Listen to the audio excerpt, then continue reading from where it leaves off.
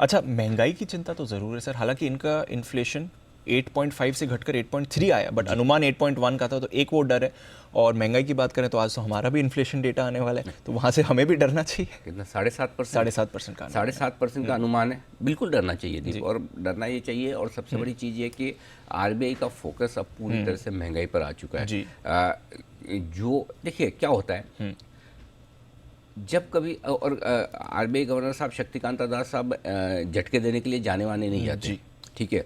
मेरे ख्याल से ब्याज दरें बढ़ाने को लेकर और इमरजेंसी मीटिंग पहली बार उन्होंने की है, करेक्ट। सो मेरा ये समझना है कि इमरजेंसी मीटिंग करने का मतलब यही है कि आप अगली मीटिंग का इंतजार नहीं करना चाहते हैं, और अगली मीटिंग का इंतजार इसलिए नहीं करना चाहते कि कहीं कहीं कोई न कोई अर्जेंसी है। सो एक बड़ा स्टांस जो चेंज होता दिख रहा है कि आरबीआई को ग्रोथ को लेकर कंफर्ट है। भले ठीक है, आप हमेशा देखिए, ये तो आपका ड्रीम सिचुएशन है कि ग्रोथ भी बढ़िया होती रहे और महंगाई भी ना बढ़े।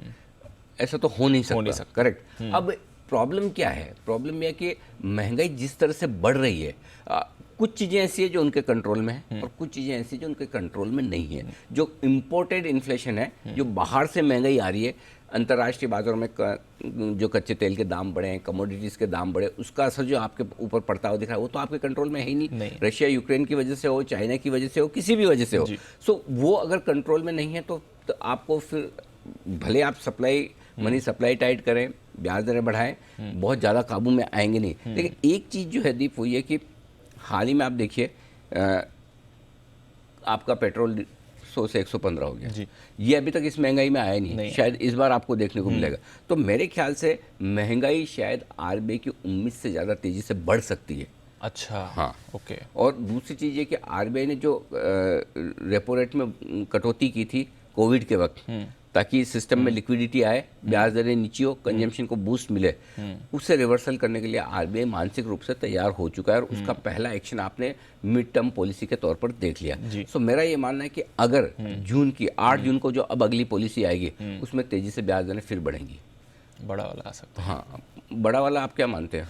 बड़ा वाला आधा परसेंट नहीं, पौन परसेंट। अच्छा, बड़ा वाला पौन परसेंट, बड़ा वाला पौन परसेंट। आधा तो खैर, हाँ, आधा तो गिवन ही है, आप मान के चलिए। और हो सकता है अगस्त तक आपको 1 से 1.25% तक, और आधा % आपको अगस्त में मिल जाए तो बड़ी बात नहीं, क्योंकि अब वो महंगाई के पीछे डंडा लेके पड़ने के लिए तैयार है। तो फेड की तरह अब हमारा और करना पड़ेगा, मजबूरी है, क्योंकि आपको ग्लोबल इन्फ्लेशन है और दुनिया भर में अगर ब्याज दरें बढ़ेंगी तो आप ज़्यादा नीचे रख नहीं सकते। बिल्कुल, फिर रुपए भी हमारा, हालांकि पिछली बार बढ़ाने के बाद भी रुपए में कोई खास स्ट्रेंथ तो आई नहीं, उल्टा लाइफ टाइम लो पर ही पहुंचा है। लेकिन फिर भी क्या है कि भाई आपके सामने दुश्मन तगड़ा है, आपको लड़ना है, आप अपनी ताकत पे लड़ेंगे, आपके पास जो है उसी से लड़ेंगे। आप चाहे कि मुझे पिस्तौल मिल जाए, लेकिन है तो आपके पास चाकू जी। सही बात है, तो चाकू से लड़ो, तो वो वैसा हाल है, तो जो है उसी से लड़ना पड़ेगा। तो आरबीआई के पास क्या है? कुछ नहीं, आरबीआई के पास यही है कि हम दरें बढ़ा दें।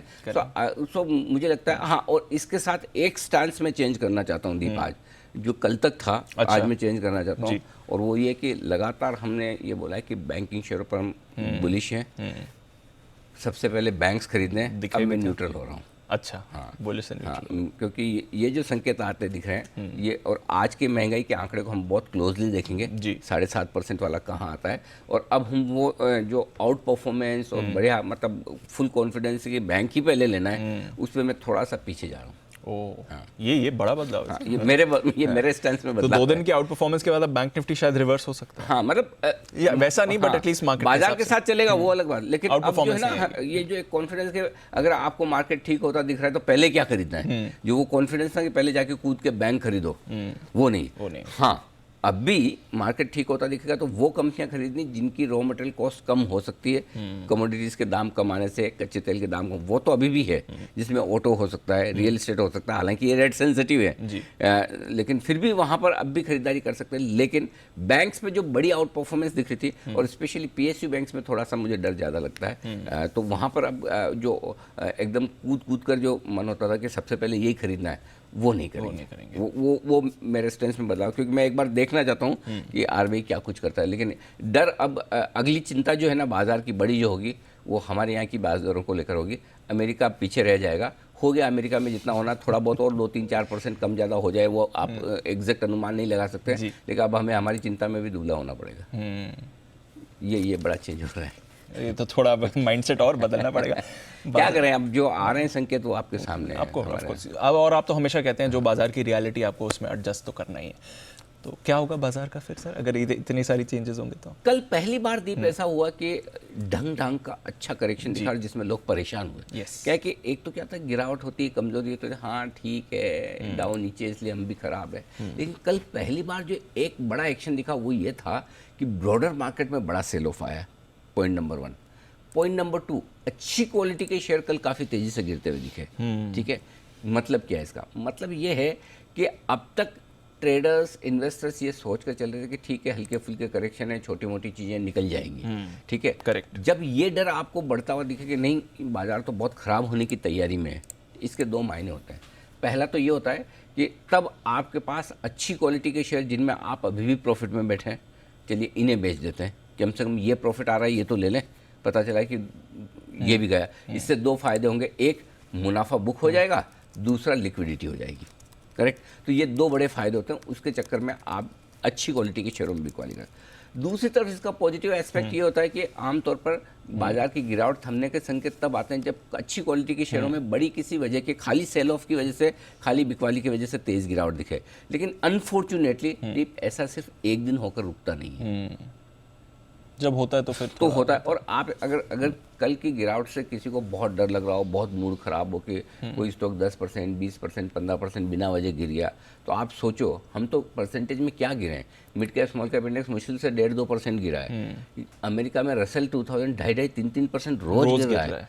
आप सोचो अमेरिका में मतलब on an average retail investors के पोर्टफोलियो 60 से 70% डाउन है।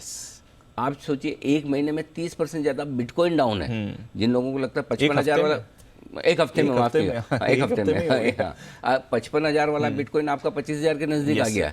तो पैसा हर जगह टूट रहा है। इनफैक्ट इक्विटी मार्केट में तो उतना नहीं टूट रहा है जितना बाकी एसेट्स, एटलीस्ट इंडेक्स में तो नहीं। कोई स्टॉक्स में तो हो सकता है हमारे यहाँ भी 50-60% डाउन हो। सो मेरे ख्याल से जो कल की गिरावट हुई वो थोड़ी हिलाने वाली है और थोड़ी कैश मार्केट के स्टॉक्स में बिकवाली और बढ़ सकती है। उसके लिए आपको थोड़ी सावधानी, तो मिड कैप स्मॉल कैप में एक्शन थोड़ी सावधानी रखनी जरूरी है। और दूसरी चीज़ क्या है, जब भी रिकवरी आएगी और जब मार्केट घूमेगा वो पहले लार्ज कैप से घूमेगा। वो पहले आपकी खरीदारी आएगी वो इसमें आएगी। सो मेरा ये समझना आज और कल 2 दिन थोड़े मुश्किल भरे रहेंगे, वोलेटाइल भी रह सकते हैं, मुश्किल भरे भी रहेंगे, और ये 2 दिन थोड़े आपको आराम से निकालने, और इन 2 दिनों में अगर पैनिक होना है तो हो जाएगा, और बच गए तो बहुत बढ़िया।